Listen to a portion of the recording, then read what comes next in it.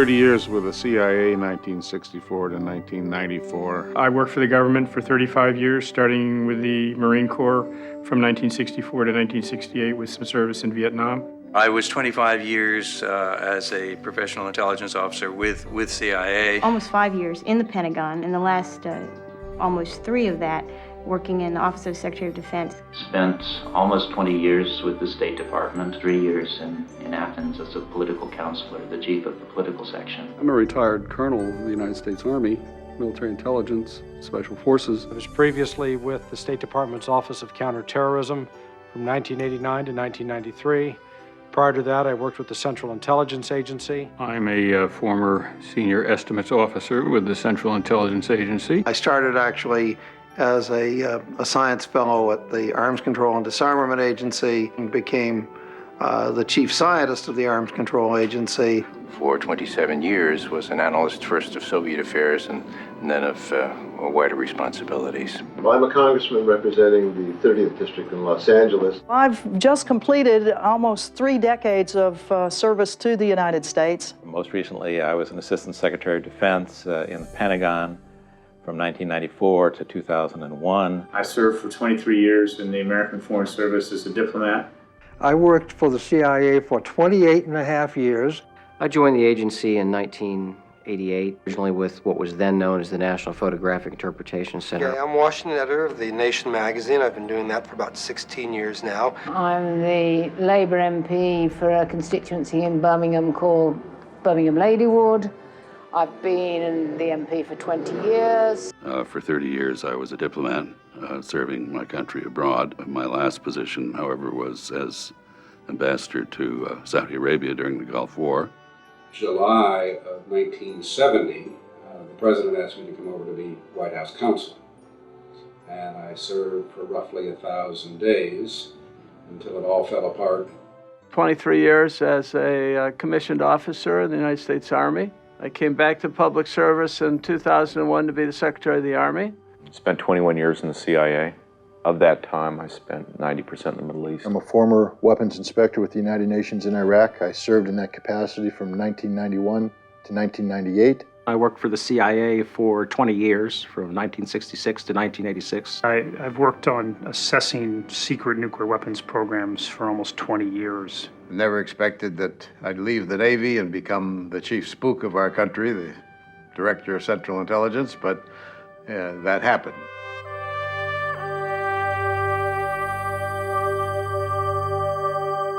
Saddam Hussein now has weapons of mass destruction. Iraq's weapons of mass destruction. A clear threat to the United States. There's dozens of ballistic missiles. It has sponsored and sheltered terrorists. Paying suicide bombers. Chemical weapons are equally chilling. Biological weapons, including anthrax and botulism toxin. Biological and chemical agent to kill millions of people. Chemical weapons, including VX and sarin, mustard gas. To a massive and sudden horror. Massive death and destruction. Death on a massive scale. The danger to our country is grave.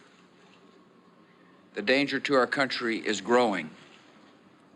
The Iraqi regime possesses biological and chemical weapons. The Iraqi regime is building the facilities necessary to make more biological and chemical weapons. And according to the British government, the Iraqi regime could launch a biological or chemical attack in as little as 45 minutes after the order were given.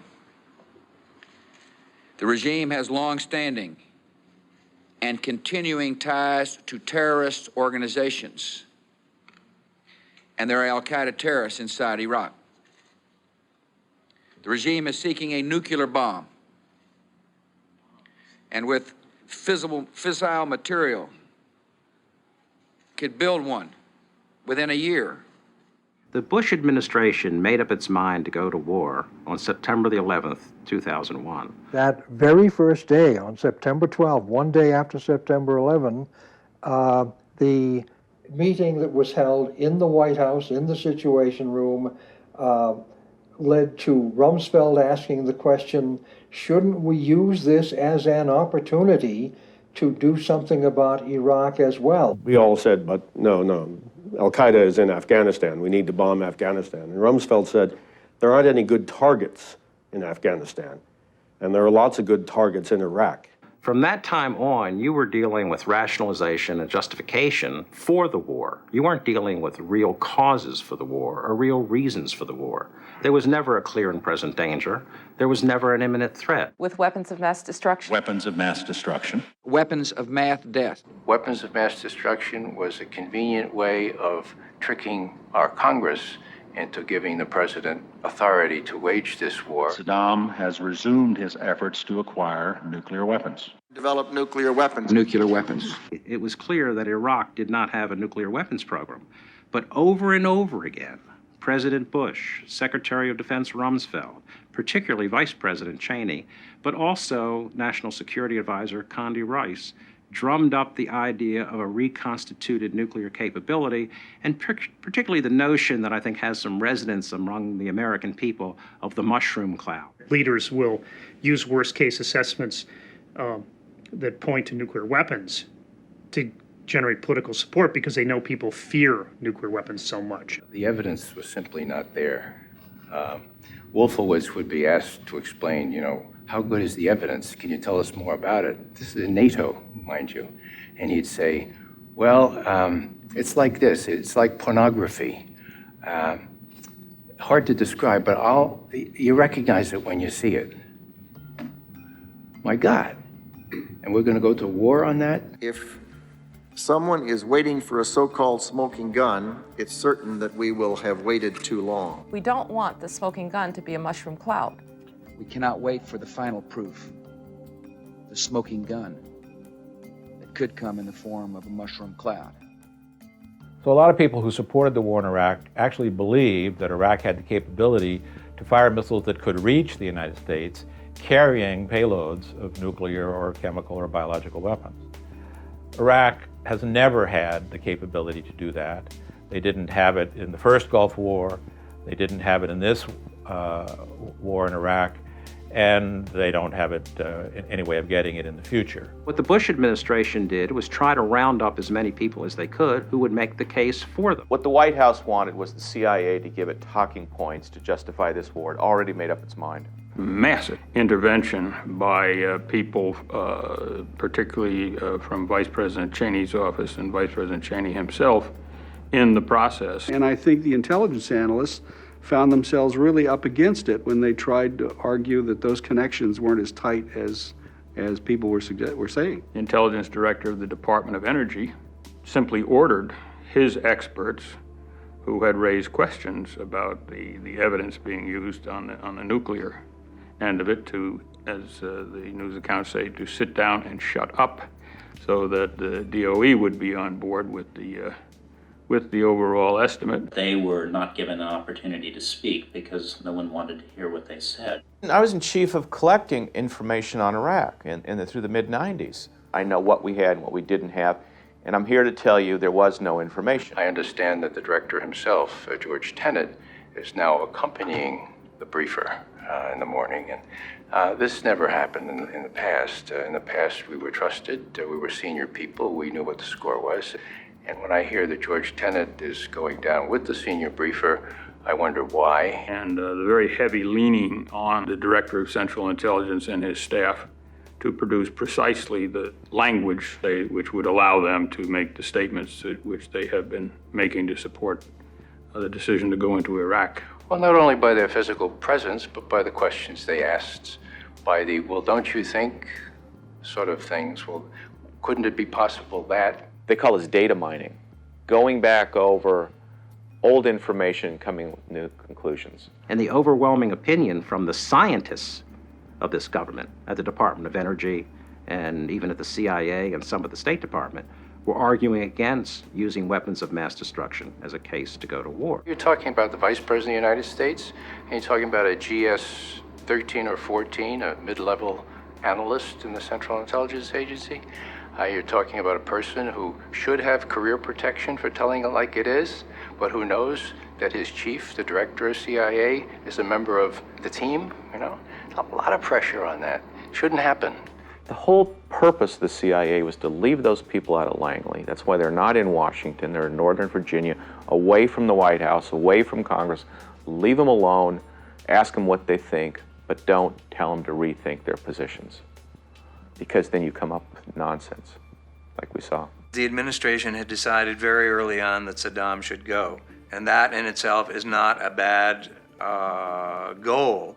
But of course, everything depends on how you do it, when, how, where, with whom, etc. Preemptive war by its very nature is something that is entirely new to the United States of America and to what we call the old Western Alliance.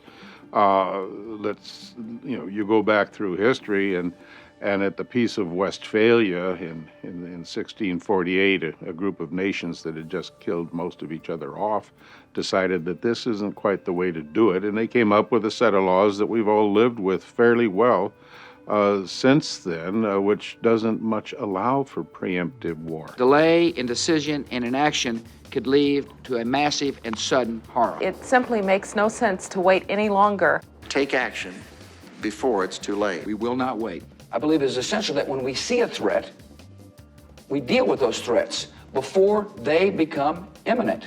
It's too late if they become imminent.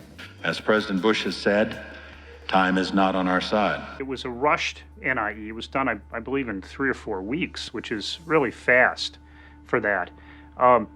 It wasn't done earlier, from what I understand, because the Bush administration didn't want such a document that had caveats. That's why they never asked for a comprehensive national intelligence estimate within the intelligence community on this particular problem, because they knew the intelligence community didn't agree on any of these issues. The National Intelligence Estimate is really about, 5 major players, but 10 intelligence agencies in total, weighing in on the basic situation with weapons of mass destruction. It only happened because the head of the Senate Intelligence Committee, Graham, called for it. And so I think the Bush administration resisted having an NIE, and then once it was out, selectively picked what was useful to their argument. Most of their qualifications were simply filtered out. The sanitization of the original estimate was not true to its real meaning. All the modifiers were dropped off. It was a prosecutor making a case using what benefited his case, ignoring evidence that would undermine his case, and there was no defense attorney to give us the other side. And the end product used by policymakers, particularly in its discussion with the American public, were much more forceful than could have possibly been when originally written by CIA, DIA, or State Department's intelligence and research. It was a bizarre warping of the intelligence process, and they thought they would be able to get away with it because who's going to see the classified version? Well, later, several months later, they released parts of the classified version. They thought no one would notice. So this was not a case where the National Intelligence Estimate was driving the war. This was to provide an excuse after the fact. Going to war based on intelligence is yet another example, I think, of intelligence simply not being able by nature, by definition, to live up to that kind of requirement. You may produce intelligence that could keep you out of a war, but I doubt that you'll ever get 1, 2, 3 reports of intelligence that will in any way allow you to go to war.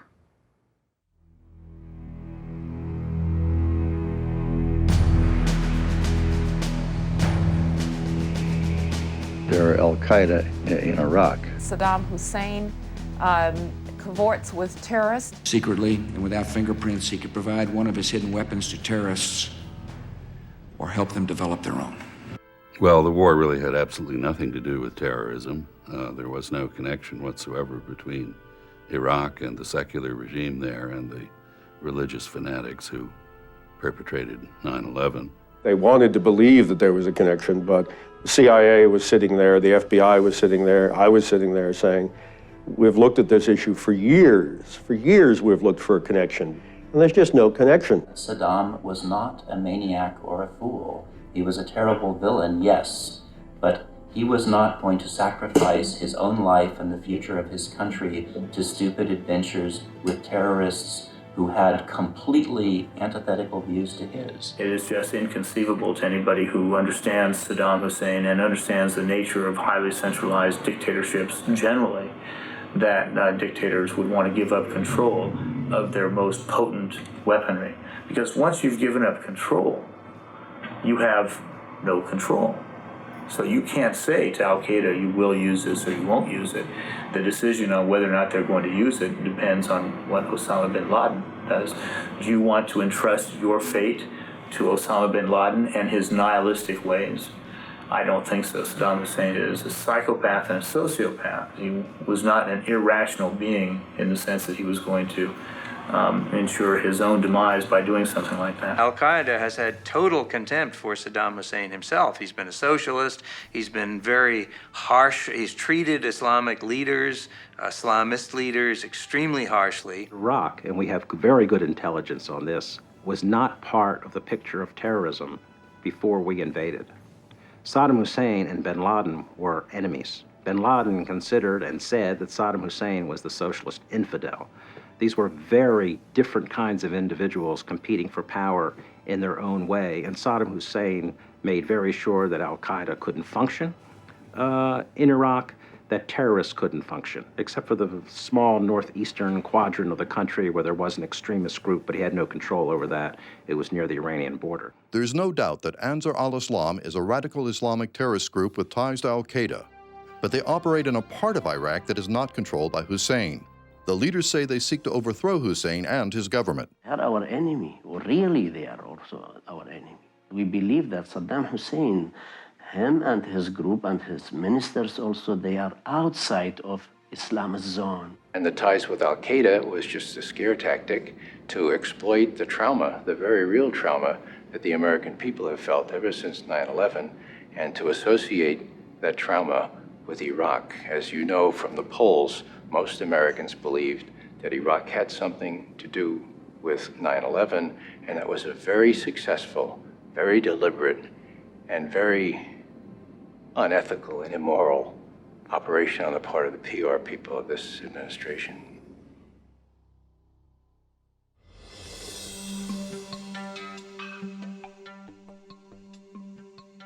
We now know that Saddam has resumed his efforts to acquire nuclear weapons. Among other sources, we've gotten this from firsthand testimony from defectors. Access to emigres and defectors with more direct access to these programs. From 3 Iraqi defectors, we know that Iraq in the late 1990s had several mobile biological weapons labs. It was only after defectors told us about it. Their inspectors were in the country. The most important information that inspectors have ever gotten on what's going on in Iraq have come from defectors. We know about that capability from defectors and other sources. A recent defector stated that as recently as August of 1998, that's while inspections were still going on, a formal order was issued to proceed with the nuclear program at full blast. Our strategy is to bring to the world the danger that Saddam poses in his current state. Without doubt, he is developing weapons of mass destruction. Without doubt, he has chemical and biological weapons. And without doubt, for 30 years, he has been trying to acquire a nuclear weapon. The usual scrutiny of these kind of guys was just not done adequately. That there was this attitude of let's find the smoking gun, let's find the evidence, rather than let's look at what's out there and weigh the evidence. They wanted to believe him. It goes back to contacts that originated as early as the 1990s. With individuals like Dick Cheney, like Paul Wolfowitz, like Richard Pearl, dealing with Ahmed Chalabi. They became enamored of this fellow who dressed like a Westerner, talked with a British accent, and appeared to be upper crust, and therefore was quite believable. And everyone in Washington was believing them. And I thought people had really somehow checked out of reality in order to go to war, that it was a war fever that had taken over. These people wanted to get back into Baghdad. They couldn't defeat Saddam Hussein, but they knew that U.S. military power could. So the worst of these offenders, who would be Ahmed Chalabi, who's been in exile from his own country for 20 to 30 years and is clearly not a hero under any definition of heroism to his own people, sold the Pentagon on the idea that Saddam Hussein did have weapons of mass destruction and he must be stopped. But they were bringing forward individuals who they claimed were either high-level military or scientists with access. They were looking for money, first of all, because Chalabi was paying money. Supplying money shouldn't be a surprise. That's how informants are dealt with in the spy business. But there was no effort to check their bona fides. None. Every checkable piece of that intelligence that has come to public notice has proven to be false, or at least self-serving in the extreme. We had the U.S. Congress approve and appropriate money for the Iraqi National Congress, of no telling how much they were taking off the top for themselves. You get all kinds of people who want a reward and have nothing to offer. And many ended up with Chalabi because they would believe anything bad about Iraq. It was phony evidence. It was based on intelligence we had from Iraqi exiles who wanted this country to attack Iraq so these people could then take over in Baghdad and establish their own regime. We have to go back and examine just the role that defectors played throughout the entire inspection process. If inspections work, then you don't overthrow Saddam Hussein. How does somebody like that, I don't know even how to describe him, get into a position where he's determining U.S. policy? Senior members of the Department of Defense gave him their thumbs up. His information was coming into the White House to people like Dick Cheney through the Office of Special Plans. So it was coming in through an avenue that's not traditional to the intelligence community and wasn't open to being vetted or reviewed. You had Chalabi himself admit that they didn't mind providing false information because it helped them to achieve their goal of removing Saddam. Nobody in Iraq will defend that regime, including the military, both the regular army and the Republican Guard. Our liberation would not have been achieved without the determination of President George W. Bush and the commitment of the coalition, at the forefront of which stand the people of the United States of America and Great Britain. The Iraqis will never forget your courage and sacrifice on our behalf. We are here today to declare that a new Iraq is born, an Iraq where dignity, justice, and human rights are assured for all citizens. There is no risk of a breakup of Iraq, that there is no risk of a civil war. I stand before this assembly as a representative of free Iraq. To all those here who helped us in our struggle for liberation, we extend our gratitude. The Iraqi opposition will ensure the continuation of its institutions and to reestablish democracy and the rule of law. He said, I got what I wanted. I got my war. I'm back in Iraq. And if you people relied on my information, you're stupid.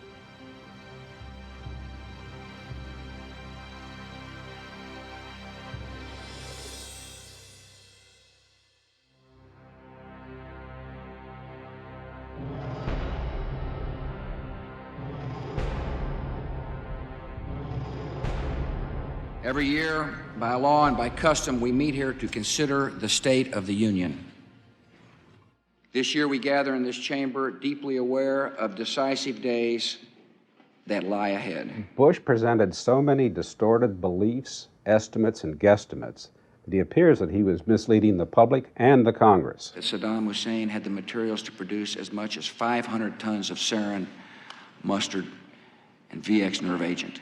Any sarin that they were making in 1990, 1991 had a known shelf life of about 2 months. I have confirmed this with inspectors and analysts who were deeply involved in the 1990s analyses. Well, if you made it 12 years ago and it had a shelf life of 2 months, it may not be safe to drink, but it isn't sarin nerve gas any longer. And there's no way the agency could not have known that. U.S. intelligence indicates that Saddam Hussein had upwards of 30,000 munitions capable of delivering chemical agents. Inspectors recently turned up 16 of them, despite Iraq's recent declaration denying their existence. And then they tried to use the fact that inspectors found 16 of these as evidence that thousands more existed. And again, I mean, it's, as a methodology, it's a very weak way to predict anything. And I think it borders on propaganda to argue that the small number that have been found by inspectors implied that, in this case, over 29,000 exist. Saddam Hussein has not accounted for the remaining 29,984 of these prohibited munitions. But this way, Bush administration officials either routinely said or tried to give the impression that if Iraq had not fully accounted for all of a certain item related to chemical or biological weapons, then it must be there. And that's not at all what the inspectors said or found. He hadn't accounted for that material. He's given no evidence that he has destroyed it. And the inspectors could go in and say, okay, we can prove, yeah, you destroyed that set in this way or that set in that way, but these others, we can't prove it. And that doesn't mean that they didn't destroy these warheads or whatever the item was. It just means Iraq hadn't been able to prove it. If Saddam Hussein had admitted to the Iranians, to the Syrians and his own people, that he had been so intimidated by the UN inspection and sanctions process that he'd given up all that, they probably would have torn him limb from limb. Saddam Hussein had material sufficient to produce more than 38,000 liters of botulinum toxin, enough to subject millions of people to death by respiratory failure. He hadn't accounted for that material. Revealed its biological weapons program, particularly its ability to make botulinum toxin, and therefore it was an open issue. But again, it doesn't mean that what the inspectors found was evidence that Iraq possessed that. Our intelligence sources tell us that he has attempted to purchase high-strength aluminum tubes suitable for nuclear weapons production. I think there was very little doubt that the centrifuge tubes, so-called, were nothing but rocket motor tubes to go into M81 style artillery rockets. They certainly have all the specs for that. Nuclear experts, for instance, from Lawrence Livermore's laboratory's Z division, the experts on centrifuge enrichment, came out and said, no, you couldn't enrich uranium using these tubes. They're not compatible. Well, I saw it as a deliberate attempt to take information and selectively take information and try to basically say Iraq poses an imminent nuclear threat and therefore action is absolutely necessary. And I felt that was absolutely wrong. The International Atomic Energy Agency confirmed in the 1990s that Saddam Hussein had an advanced nuclear weapons development program. The administration showed photos of nuclear or former nuclear weapons sites in Iraq, pre-1991 nuclear weapons sites, claimed that new construction showed they were ongoing nuclear weapons production sites. Complete nonsense. The most troubling thing about the fact of the distortions and the misleading statements that Bush gave Congress is that it is a federal felony. It's a crime to mislead and distort information and present it to the Congress. The British government has learned that Saddam Hussein recently sought significant quantities of uranium from Africa. When Secretary Powell addressed the UN about weapons of mass destruction, he deliberately left out any reference to attempts to buy uranium from Africa. I didn't use the uranium at that point because I didn't think that was sufficiently strong as evidence to present before the world. CIA officials warned members of the president's staff the intelligence was not good enough to make the statement, Iraq tried to buy uranium from Africa. In October, for the Cincinnati speech, not for the State of the Union, but the Cincinnati speech, George Tenet asked that this be taken out of the Cincinnati speech, the reference to yellow cake. It was taken out of the Cincinnati speech because whenever the Director of Central Intelligence wants something out, it's gone. How to get back in? It's not a matter of getting back in. It's a matter, Tim, that 3+ months later, people didn't remember that George Tenet had asked that it be taken out of the Cincinnati speech, and then it was cleared by the agency.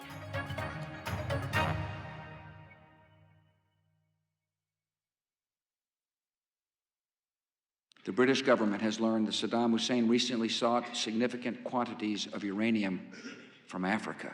Just 16 words in the State of the Union address, words that we now know were misleading. And retired career diplomat Joe Wilson tried to warn the administration of just that nearly a year before the speech. I received a call from the CIA in February 2002, and I was invited out to talk to those people within the broader intelligence community who deal with 3 different subjects: Iraq, uranium, and Niger. I briefed them on what I knew about the uranium business. It was during the course of that briefing that they said that they had received a report that had piqued the interest of the Office of the Vice President, and that report was of a purported memorandum of agreement authorizing the sale of uranium yellowcake, somewhat enriched uranium, from Niger to Iraq, and it was a document that was executed by the government of Niger. They asked me if I would be willing to go out and take another look at it and talk to people I knew there.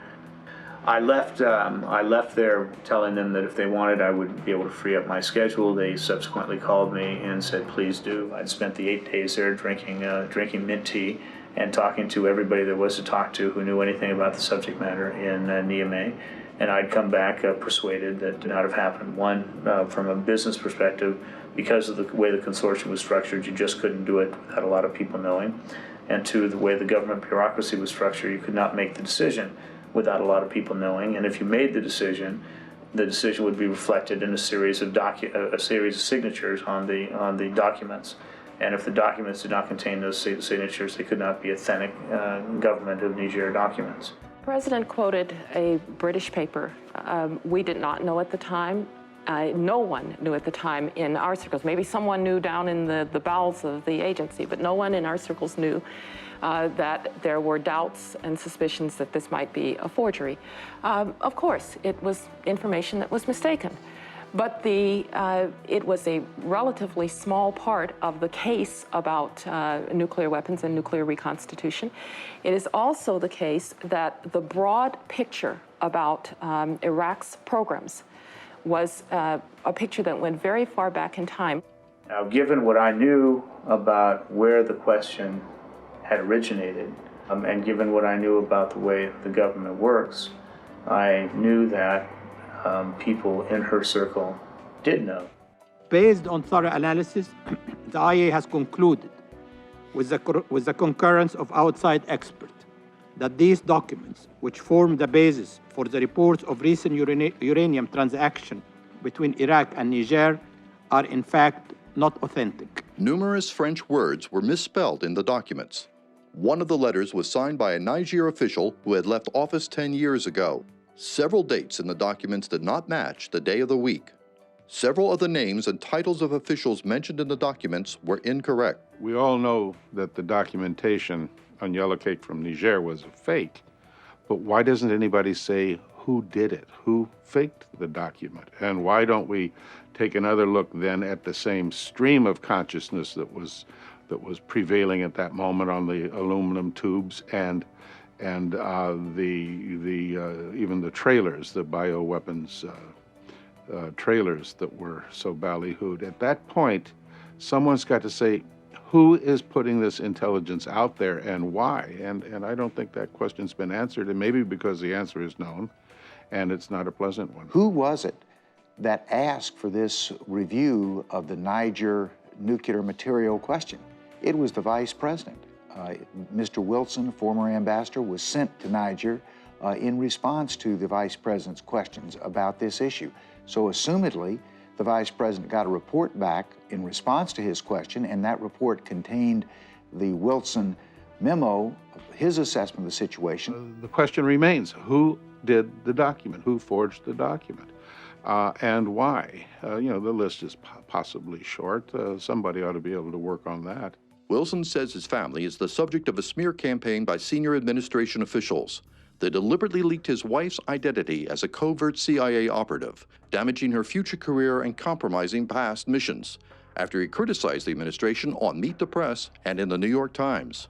The White House hatchet men came out and started writing articles in which they basically said that Wilson, the first one came out and said that Wilson told the truth because he's a Democrat.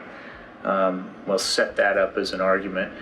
Democrats tell the truth, ergo Republicans fill in the blank. Then a couple of senior administration officials leaked to Bob Novak that my wife was a CIA operative involved in the weapons of mass destruction business at the CIA. Senior administration officials is a key to being it's typically the president, vice president, cabinet officers, and the top of the White House had gone out of their way to get that information out. Not only told Novak, told Time magazine, they wanted that information out. Now, that's against a statutory law that prohibits the identification of CIA operatives. What you're doing when you expose a CIA officer of any name, you're basically taking their entire career and flushing it down the toilet. It also has the potential of placing that person in jeopardy because of their operations and their own operations and people they have operated with in jeopardy. So it is a very vengeful act against the ambassador to try to hurt him by hurting his wife's career, if not wishing her physical damage. I have never seen a dirty trick that could be a hit. A president of the United States and an administration who has come to office on a platform of restoring dignity and honor to the White House. What they did was neither dignified, nor was it terribly honorable, nor was it germane to the issue at hand.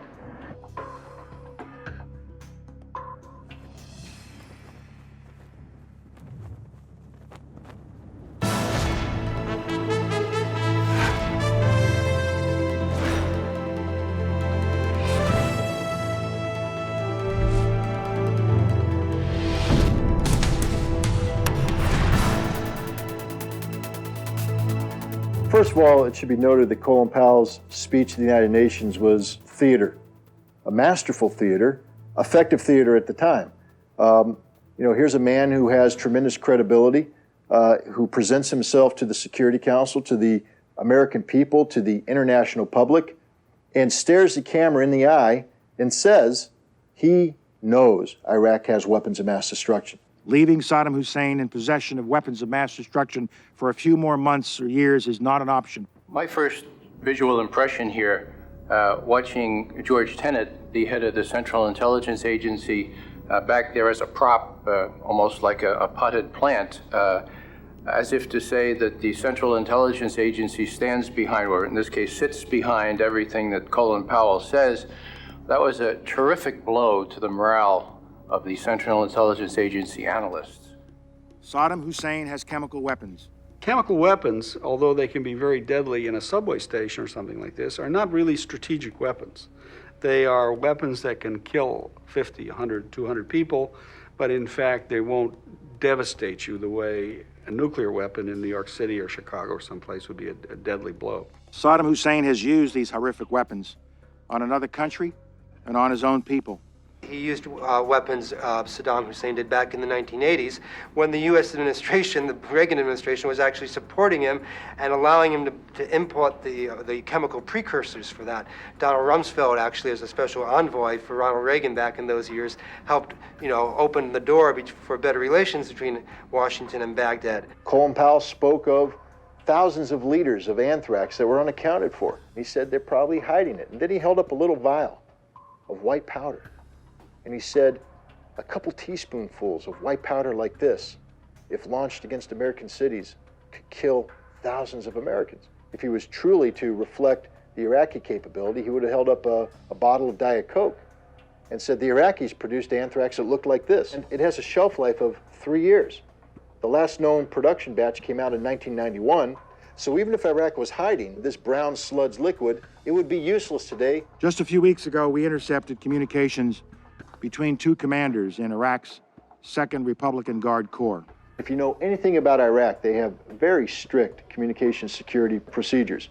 So you would never have military personnel speaking in the clear over a radio about sensitive subjects. On the left is a close-up of one of the 4 chemical bunkers. There were never any chemical weapons in that facility. I'm intimately familiar with that facility. I've inspected it a number of times. Other inspectors have inspected it many more times than I have. To believe they were proof is to believe the statement that Iraq would put its crown jewels in the one building or one of the few buildings that either the United States will bomb first or the inspectors will go to first. The truck you also see is a signature item. It's a decontamination vehicle. The UN weapons inspectors knew that the trucks shown by Colin Powell in those photographs were fire trucks, not decontamination trucks. I would have to comment here on Secretary of State Colin Powell's debut as an imagery analyst. It was highly embarrassing for those of us who know something about the business.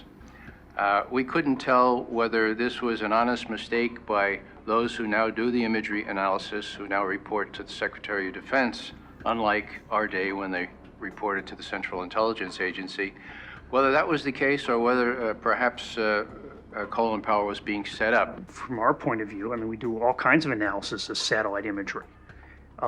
you can't form any conclusions on what's going on inside the building. They could have been building tractors. They could have been doing nothing inside that facility. Now look at the picture on the right. You are now looking at two of those sanitized bunkers. The signature vehicles are gone. It's been cleaned up, and it was done on the 22nd of December as the UN inspection team is arriving. Contamination vehicles, they rotate from site to site. And so the absence of the vehicle on the second photo, which we know is the 22nd of December, could just as easily be explained by the normal rotation, because you didn't tell us the date of the first, and it was several weeks before. We have noted that the two satellite images of the site were taken several weeks apart. The reported movement of munitions at the site could just as easily have been a routine activity as a movement of prescribed munitions in anticipation of imminent inspection. We have first-hand descriptions of biological weapons factories on wheels and on rails. These mobile labs that you've been shown to be nothing more than hydrogen generation facilities. Here you see both truck and rail car mounted mobile factories. When you take a look at the mobile labs that Colin Powell discussed, he didn't put up photographs of these facilities. He put up artist renditions of these facilities. Why? Because we have no proof they exist. This video of an Iraqi test flight obtained by UNSCOM some years ago shows an Iraqi F-1 Mirage jet aircraft. Note the spray coming from beneath the Mirage. That is 2,000 liters of simulated anthrax.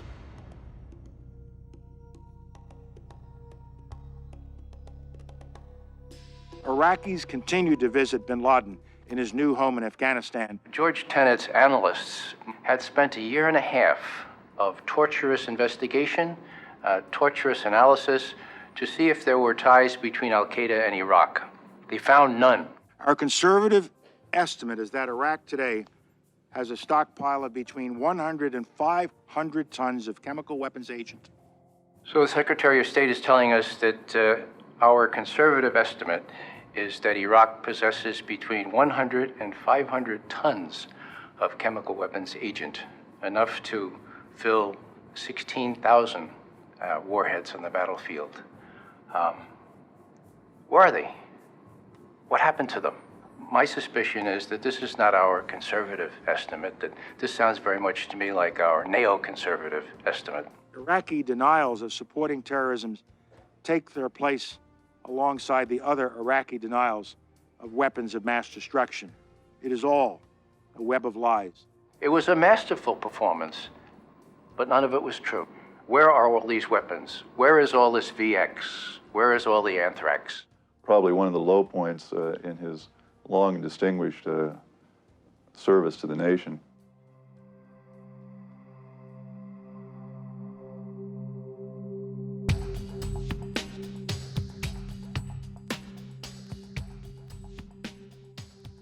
The old weapons inspection process was a little more than a game. They concealed, denied, deceived. Return of inspectors would provide no assurance whatsoever. To eliminate by inspection is, quite frankly, a fool's errand. On the contrary, there's a great danger that it would provide false comfort that Saddam was somehow back in his box. Reality is that between the original UNSCOM inspections and the UNMOVIC inspections, you destroyed, with those inspections, 90 to probably 95% of the Iraqi arsenal. The first Gulf War destroyed almost nothing. And post-war U.S. battle damage assessments confirm that. The weapons inspectors were effective. They forced Saddam to get rid of this stuff. They had that country under control. By 1998 at the latest, those inspectors had discovered most of the weapons of mass destruction, and the Iraqi programs at that point were essentially at an end. Before the war in Iraq, the United Nations inspectors told us that Saddam Hussein did not have nuclear weapons capability. Ironically, the major effect of the invasion of Iraq in terms of weapons of mass destruction has been to show that the inspectors were right all along. The inspection regime worked. It was the most intrusive inspection regime in history, and it worked. And at the end of the day, that's another reason why we went to war for nothing.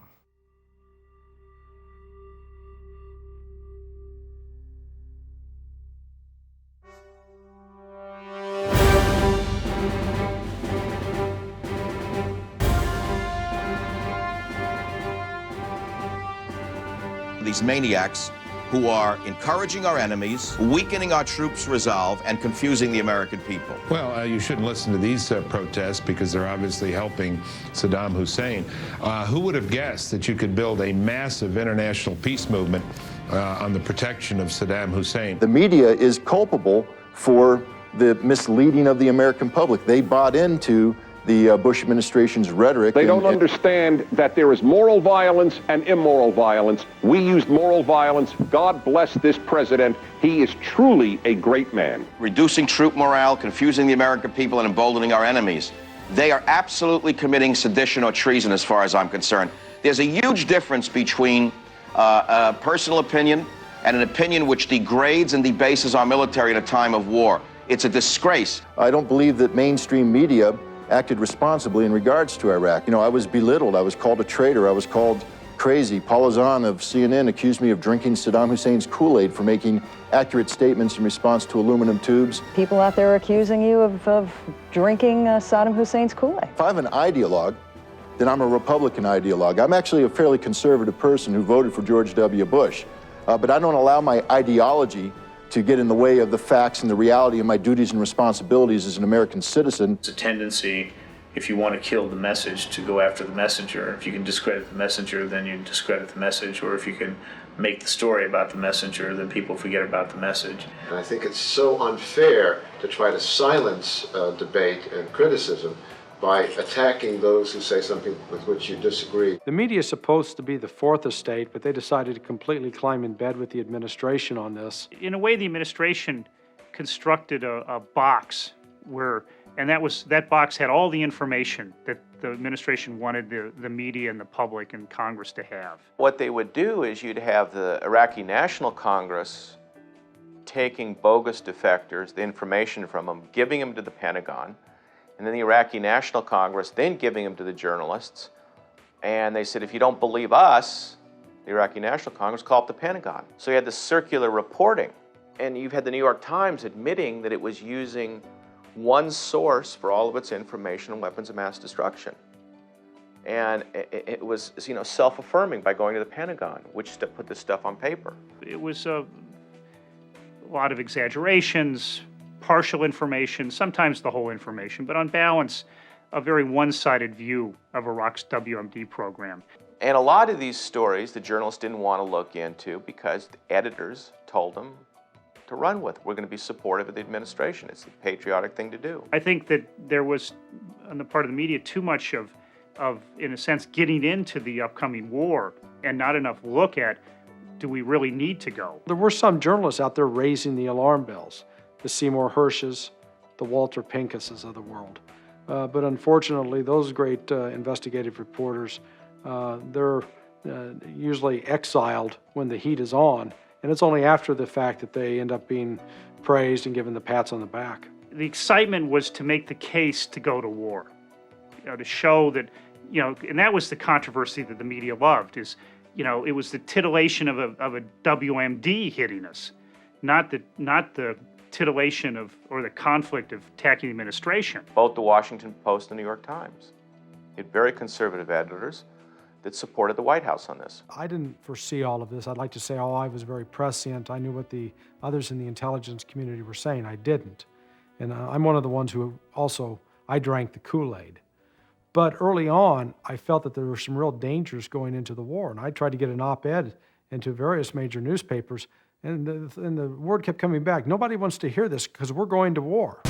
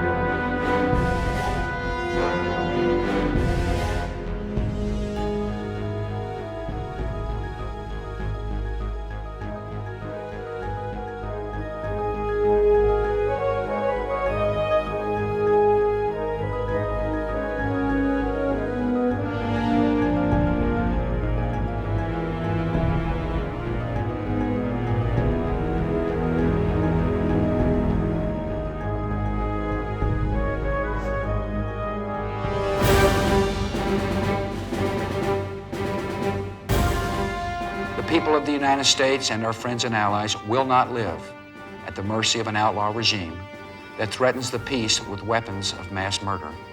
His regime has an active program to acquire and develop nuclear weapons, and let there be no doubt about it. We know for a fact that there are weapons there. There were a group of people who, for many years, had advocated going after Saddam Hussein, and they pushed this hard. And of course, raw intelligence data can be interpreted in a lot of different ways, as I'm sure experts have talked to you about. And so there were a group of people, I think, that were adamant that this was the right course to pursue.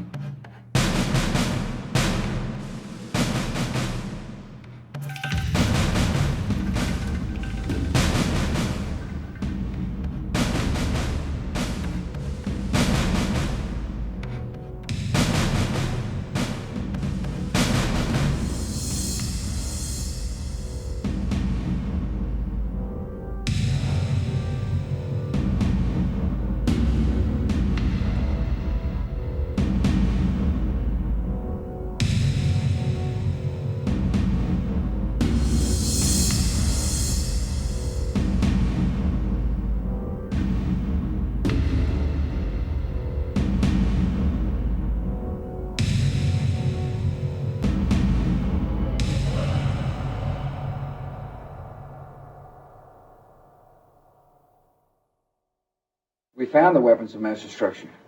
We found biological laboratories. Everybody knows that Iraq had weapons of mass destruction. I have every reason to believe that the intelligence that we were operating off was correct. No question we have said that Saddam Hussein possesses biological and chemical weapons. We know where they are. They're in the area around Tikrit and Baghdad and east, west, south, and north somewhat. All this will be made clear in the course of the operation for whatever duration it takes. Are you confident that you'll also find weapons of mass destruction?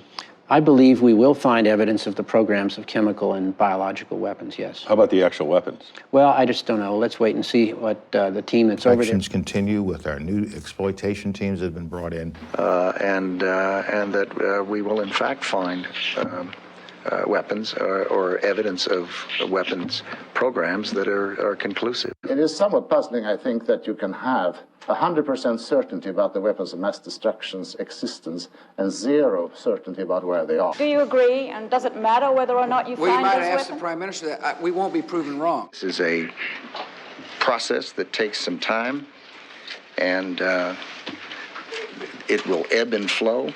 One thing we know is that he had a weapons program. I don't know anybody that I can think of who has contended that the Iraqis had nuclear weapons. We believe he has, in fact, reconstituted nuclear weapons. But on the specific issue of weapons of mass destruction, it's going to take time, and we're going to have to be patient. Over time, the truth will come out. Now, it's going to take time to find anything because People will find that we presented a solid case, a case that is there and was there and will remain there. So it's going to take a period of time to find the people. I don't think we'll discover anything myself. Still thought that 3.5 months for new inspections was a rather short time before cooling a day, and especially when we now see that they say, the U.S. government is saying that, look, you have to have a bit of patience, these things take time. I believe that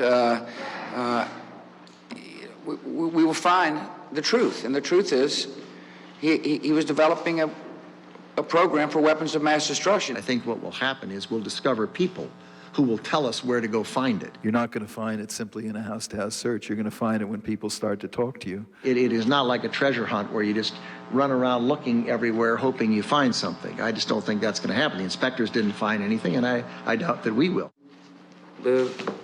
Our people are going to find out the truth, and the truth will say that this intelligence was good intelligence, no doubt in my mind. What we will do is find the people who will tell us. There are a lot of people who lie and get away with it, and that's just a fact. He has not developed any significant capability with respect to weapons of mass destruction. He is unable to project conventional power against his neighbors. We are able to keep arms from him. His military forces have not been rebuilt. Is U.S. credibility on the line over weapons of mass destruction in Iraq? I'm not exactly sure what that means.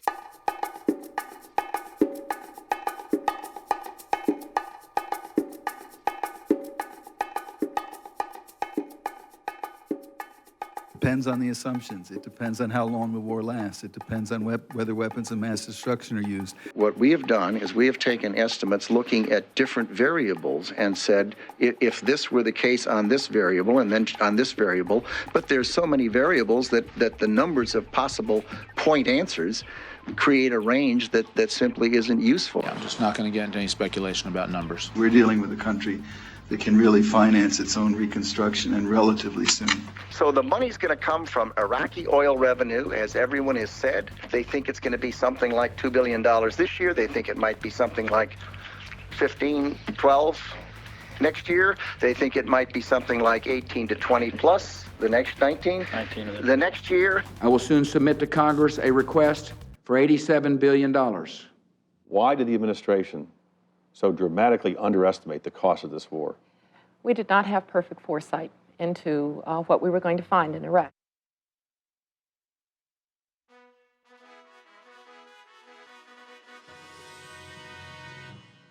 With the cost of the war rising and the search for weapons of mass destruction going nowhere, the administration turns to David Kay. This work is being carried out under the direction of Dr. David Kay, a respected scientist and former UN inspector who is leading the weapons search in Iraq. We are determined to take this apart. We have a tremendous group of dedicated American men and women involved in this with the best assets of the intelligence community can provide. Yet Dr. Kay and his team are making progress. We have found a large body of continuing activities and equipment. We are surprised by new advances that we're making. Network of laboratories and safe houses controlled by Iraqi intelligence and security services. And unlike pre-war intelligence, we don't require someone just to say something. We actually need the physical evidence. Equipment suitable for continuing chemical and biological weapons research. David Kay is not going to be done with this for quite some time.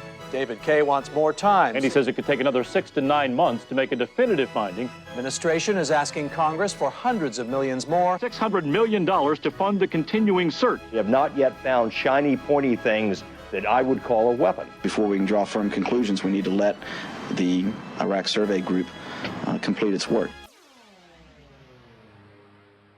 We were all wrong, probably, in my judgment.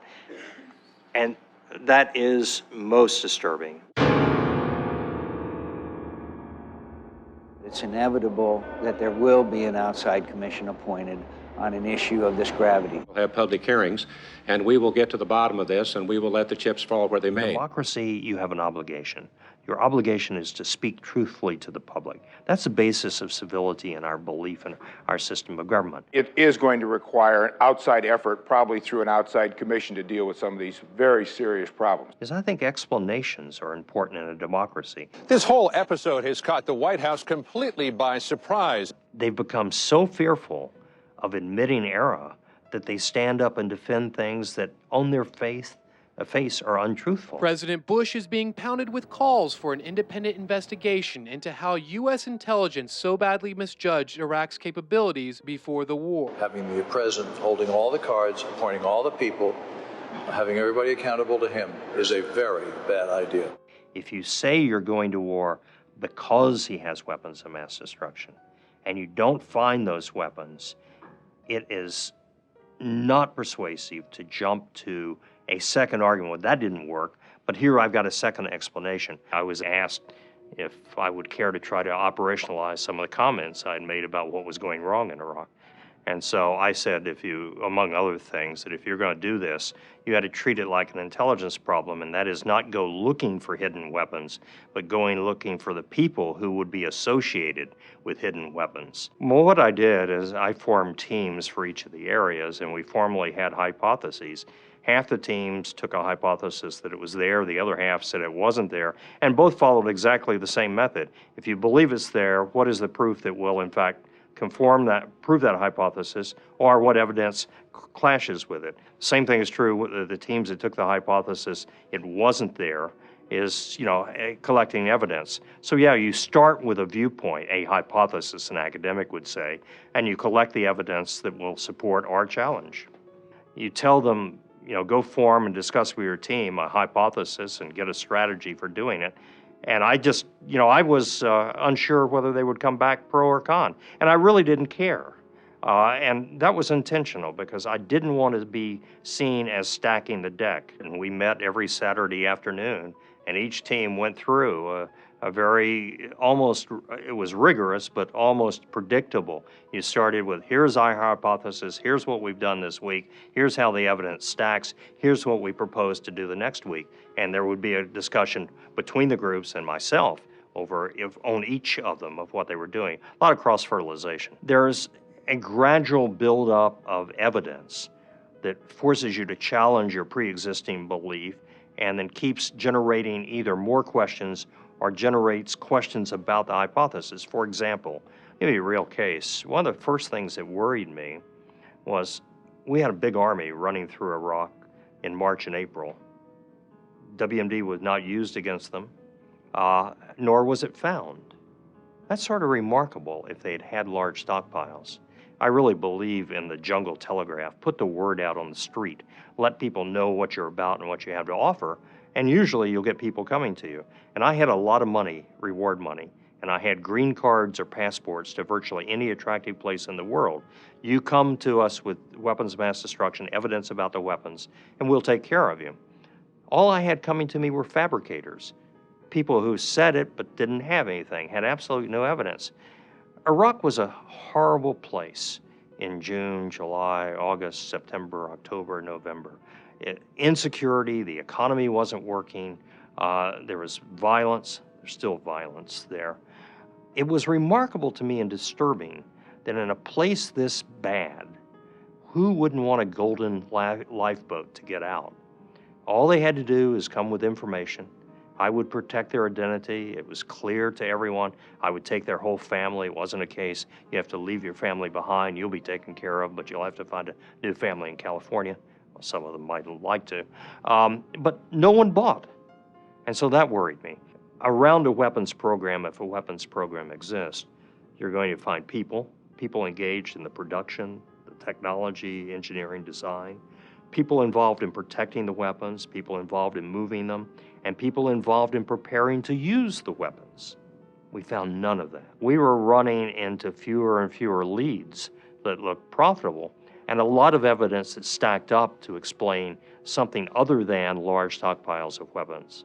I had the habit of writing a personal report back every weekend, which was quite separate than the official reports back saying, this is what it looks, smells like to me. Here are the issues of the week. Here's how I'm proposing I've always found that's a good way to keep people informed of what you're doing. I don't think there was a surprise about the conclusions I was drawing because those were fully and I think completely and adequately reported. I think the surprise would be that you would speak out and say that. I had the privilege, although I didn't always think it was a privilege, of watching a lot of very senior government officials come to agonizing terms about Vietnam and decide not to speak out because they knew they'd never be asked to lunch again. They wouldn't be part of the process. And I think like a lot of people of my age and my generation who were in the government, it's by no means unique to me, just decided that if ever the occasion came, I simply wasn't going to live like that. There wasn't a lunch or part of a process that was important enough. This committee has a special responsibility to the men and women of our armed forces to look at the pre-war intelligence, because planning for military operations is based on intelligence. Policymakers take data, they interpret threat, they assess risk. You talk about a mushroom cloud.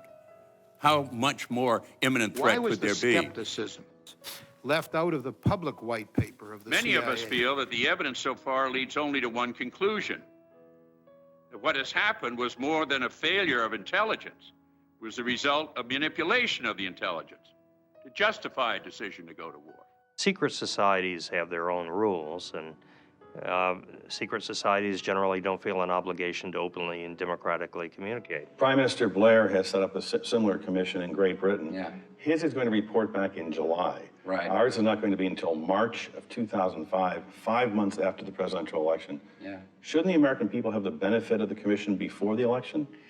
Well, the reason why we gave it time is because we didn't want it to be hurried. This is a strategic look, kind of a big picture look about the intelligence gathering capacities of the United States of America. I think every president should have kept on their desk the statement, the carved statement that Harry Truman had, the buck stops here.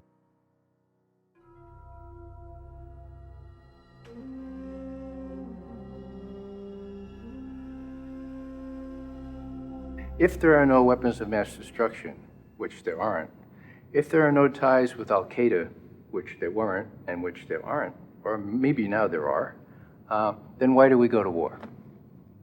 Well, all you need do is go on the web and download Project for a New American Century. There you will find the ideological and the strategic underpinnings for this policy, which was rejected by George Bush I, which was ridiculed out of town in those days, but became the avowed policy of this government and was implemented starting with the war. I felt in my last year in the Pentagon that I felt there was a great deal of contempt for the constraints on government that our Constitution lays out.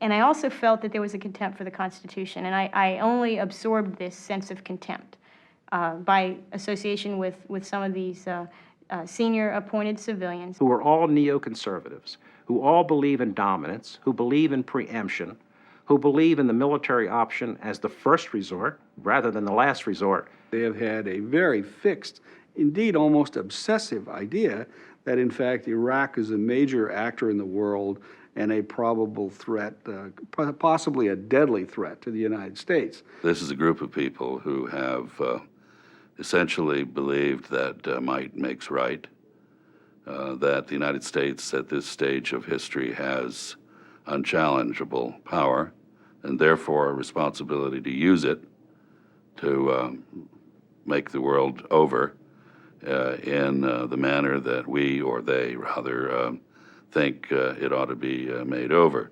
I think behind the basic neoconservative philosophy is a considerable arrogance that American interests are the primary goal of all American foreign policy. And they seem to have a really serious habit of not being interested in listening to what other people say about this subject. Now, of course, American interests should matter, but there are enlightened and unenlightened elements of self-interest. And I think in this case, we have determined and defined our interests globally in almost total disregard of what other states want, what their concerns are, how they might or might not be able to contribute. We're on a roll, you're either with us or get out of the way. I find remarkably little interest in the character of other countries, the nature of their problems and difficulties. This is boring, I think, to neoconservatives who really see this as quite irrelevant. What other people, what the political culture of other societies are, what they want, what their people might want, what some of their concerns might be.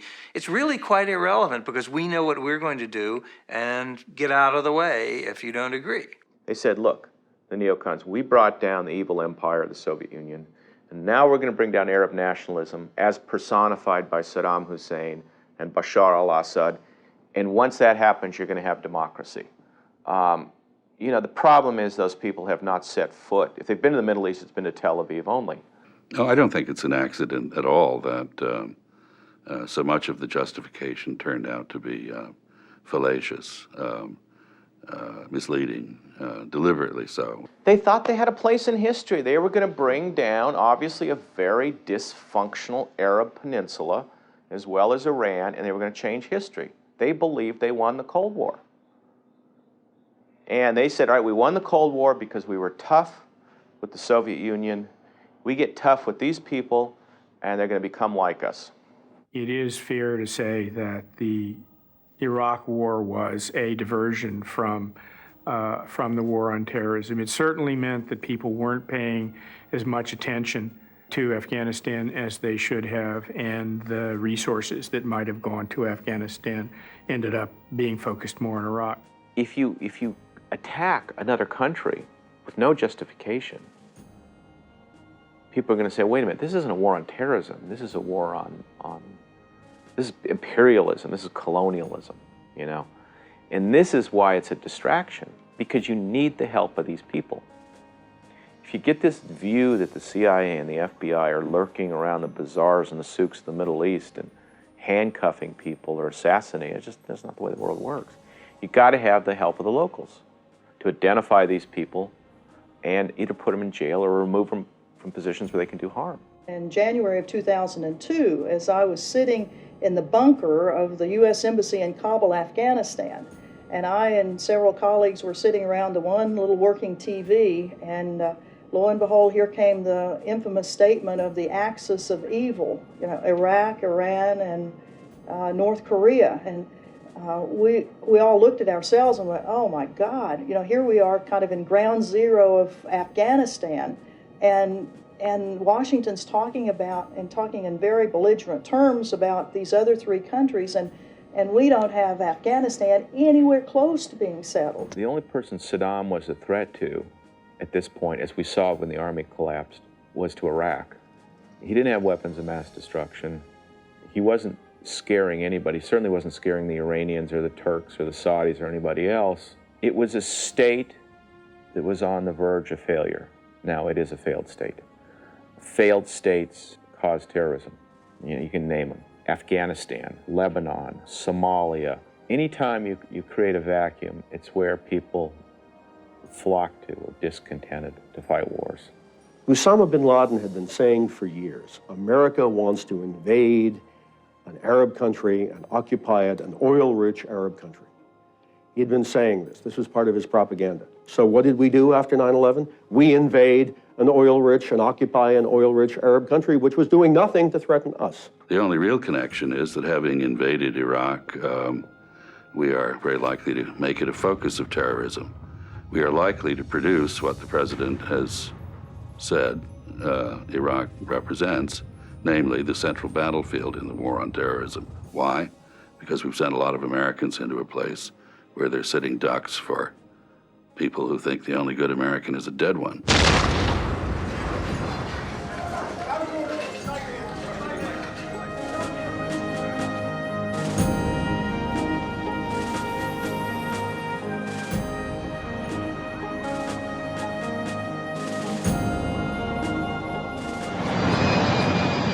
Iraq cannot be governed by Americans.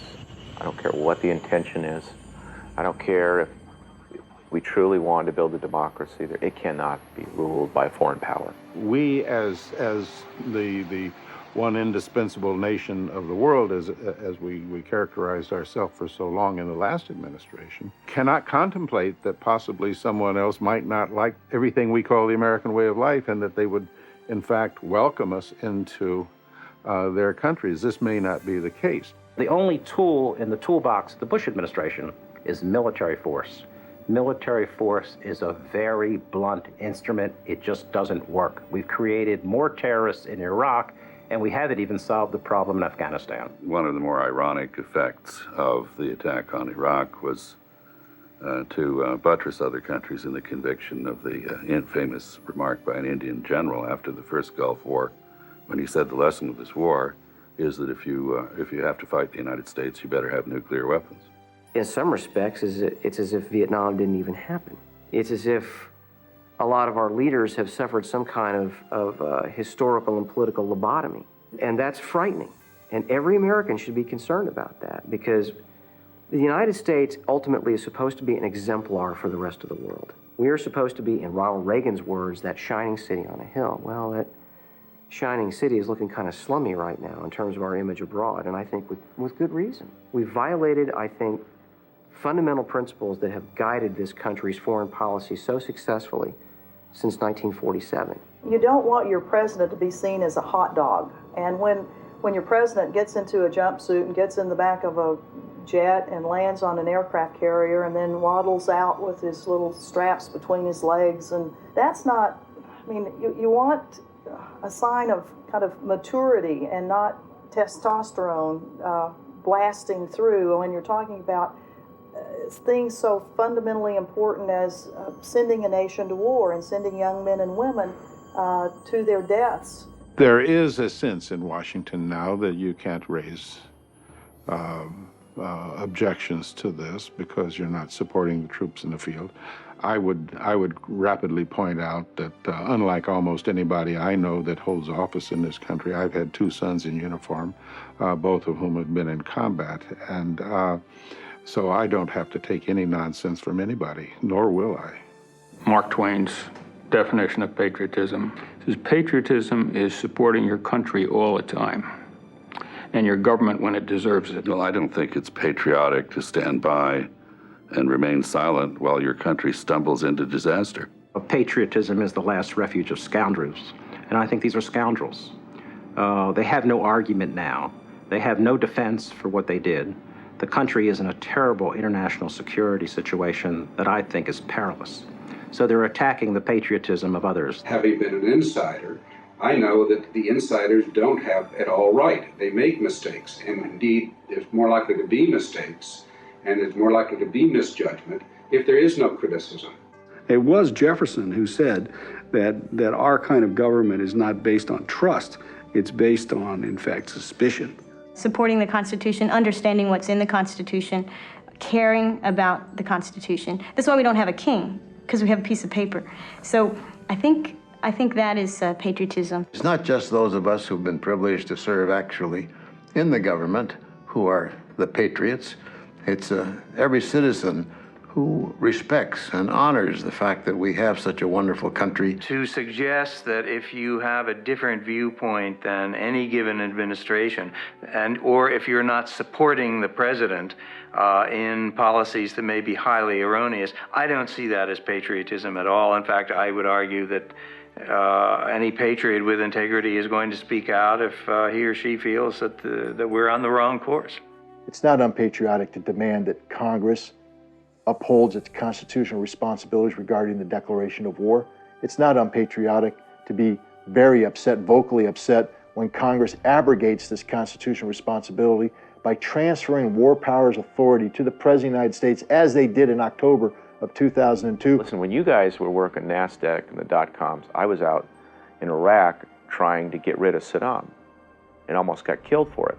And besides, almost going to jail. So it doesn't take a whole lot of courage for me to come out against the war, and I did at the beginning, but I was studiously ignored. When we did the first Gulf War, when I came out of Baghdad in 1991, I met with the President of the United States, I met with the senior leadership of both parties, and the one thing that sticks with me to this day is the extent to which each one of them explained to me in very emotional terms the extent to which they had to plumb their consciences to come to a decision on how to vote on the use of force authorization. It had been a moral decision on their part. It had been one that had kept them up at night as they thought their way through this. We owe our soldiers, our sailors, our airmen, and our Marines nothing less before we send them to battle. Sometimes the true patriot takes the unpopular course, but helps their country avoid mistakes. And even if they can't persuade, at least they tried. For me, America is this amazing land of opportunity, of beauty, of idealism, of hope. It is a beacon to the world. It's a place of fantastic people. And what infuriates me more than anything else is that this administration has systematically slandered, libeled, blackened the image of America to our friends and allies around the world. Having the authority and the ability to go and wage war is a very, very solemn thing, and it needs to be done with care and with deliberation and with genuine forethought. And I think that none of that was present in the lead up to this entire debacle that we now call enduring freedom. When the emperor has no clothes, you have to have the presence of mind and the courage to stand up and say, the emperor has no clothes.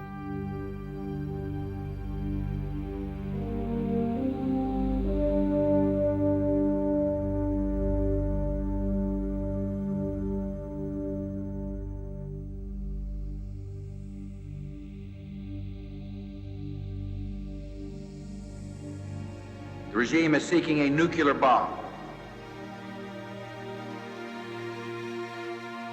He has attempted to purchase high-strength aluminum tubes suitable for nuclear weapons production.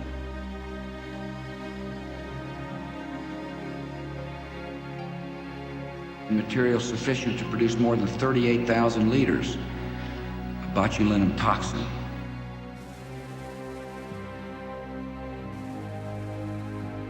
Saddam Hussein had an advanced nuclear weapons development program.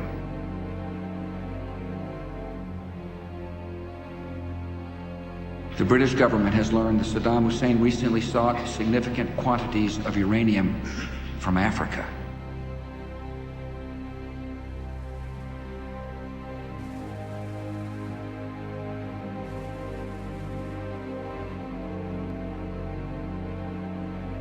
Already, the K report identified dozens of weapons of mass destruction related program activities.